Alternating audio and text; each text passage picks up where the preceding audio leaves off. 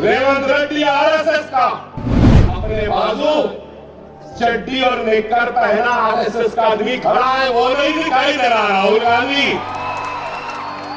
रेवंत रेड्डी, मैं कहता हूं रेवंत, भाग्य लक्ष्मी की जो मंदिर है ना चार मीनार के पास, आ जाओ, वहां पे कसम खा लो और बोल दो कि मैं आरएसएस में नहीं था। कसम खा लो और कह दो कि मुझे शर्मिंदगी है आरएसएस से वाबस्ता होने पर। कसम खा लो और कह दो कि मैं आरएसएस का दुश्मन हूं, सावरकर को नहीं मानता। कसम खा के बोल दो ना, रिश्ता खत्म। कोई बोल रहे ये ताकतवर हो रहा, उन कमजोर हो रहे। कोई भी ताकतवर हो जाओ, कोई भी कमजोर हो जाओ, कितना भी ताकत क्यों न मिले, हमारा सहारा जरूरी है। पैदा हुए मैं पूछना चाहता हूं, राहुल गांधी साहब, आपकी वालिदा मोहतरमा कहां पैदा हुई? तो बुरा क्यों दिख रहा? आपने मुझसे कहा मैं महाराष्ट्र से आया, मैं पूछ रहा हूं आप कहां से आए? आप सब बोलेंगे और हम कुछ नहीं बोलना। अरे हम भी अलग पे जबान रखते हैं, याद रखो। अगर हिंदुस्तान में लिंचिंग आ रही है, अदालत करने की बात की जा रही है, अगर हिंदुस्तान में हिजाब पर पाबंदी है, तो मैं कहूंगा हैदराबाद में हमारा इतिहास, तेलंगाना में हमारा इतिहास इतना ताकतवर है कि किसी की मां नहीं डरी जो हमारी आवाज को बंद करे। कोई हमारे बच्चियों के हिजाब को नहीं छीन सकता। अरे आज मैं फिर से कह रहा हूं कि मोहब्बत की दुकान भी इनके पास, नफरत की दुकान भी इनके पास। कांग्रेस का सदर कौन है? हम महाराष्ट्र से आए बोले ना, इनका सदर कहां से आया? आरएसएस से आया। राहुल गांधी बोल रहे हैं एमआईएम बीजेपी की बी टीम है, एमआईएम ऐसी है, हम जहां जाते हैं हमारे पीछे जाती है, वोट काटती है। ओहो, तुम उतनी दूर से एमआईएम को देख रहे, अपने बाजू चड्डी और नेकर पहना आरएसएस का आदमी खड़ा है, वो नहीं दिखाई दे रहा। राहुल गांधी, रेवंत रेड्डी आरएसएस का, और आज कमजोर होती हुई बीजेपी को ये एहसास हुआ कि तेलंगाना में हम तो कामयाब नहीं हो सकते, तो क्या करना?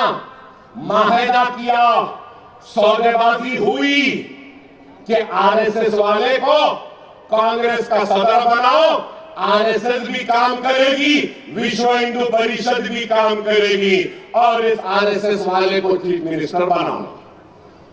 अगर मैं गलत हूं तो हमसे बोल रहे हैं। चलो मैं कहता हूं रेवंत, भाग्य लक्ष्मी की जो मंदिर है ना चार मीनार के पास, आ जाओ, वहां पे कसम खा लो और बोल दो कि मैं आरएसएस में नहीं था। कसम खा लो और कह दो कि मुझे शर्मिंदगी है आरएसएस से वाबस्ता होने पर। कसम खा लो और कह दो कि मैं आरएसएस का दुश्मन हूं, सावरकर को नहीं मानता। कसम खा के बोल दो ना, रिश्ता खत्म। कोई बोल रहे ये ताकतवर हो रहा, उन कमजोर हो रहे। कोई भी ताकतवर हो जाओ, कोई भी कमजोर हो जाओ, कितना भी ताकत क्यों न मिले, हमारा सहारा जरूरी है। मैं ये बात कह रहा हूं, याद रख लो, एक वक्त फसल बोने का होता है, एक वक्त फसल तैयार करने का होता है, और एक वक्त फसल काटने का होता है। और अब वक्त कौन सा है मालूम? सालार ने फसल बोई थी, फखर मिल्लत ने फसल बोई थी, सालार ने फसल तैयार की, और अब फसल तैयार है, काटने का वक्त है। समझो मेरी बात को, समझो मेरी बात को।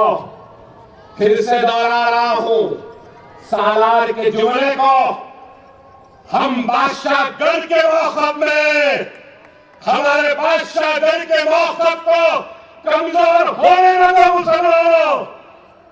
कोई भी तख्त पे हो हमारी मर्जी के बगैर नहीं बैठ सकता, इस बात को समझो। और ये लोग हमारी ताकत को खत्म करना चाहते हैं, बादशाहगढ़ का जो मौक़िफ़ है ना उसको खत्म करना चाहते हैं। सिर्फ एक तकरीर हुई स्कूल में तो अकबर भाई बोलने पे मजबूर हो गए।